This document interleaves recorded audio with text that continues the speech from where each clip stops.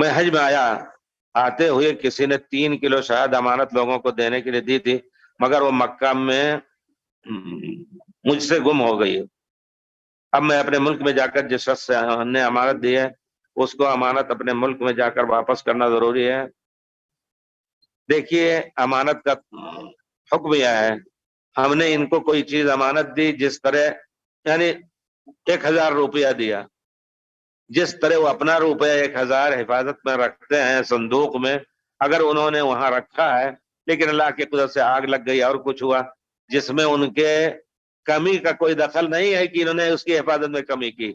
تو پھر واجب نہیں ہے اس کا لوٹانا۔ لیکن اگر آپ نے اس کو ایسے ہی ڈال دیا ادھر ادھر، اپنے چیزوں کی حفاظت کی، اس کی حفاظت نہیں کی، تو آپ ان کو واپس کیجئے۔ اگر وہ مانگ رہے ہیں نہیں تو وہ معاف کر رہے ہیں تو معاف کریں، یہ امانت کا حکم ہے۔ امانت کو اپنے مال سے زیادہ حفاظت کی جگہ پر رکھنا ہوگا، نہیں ہے نہیں کیا تو ہم کمی کر رہے ہیں، ہم ذمہ دار ہوں گے۔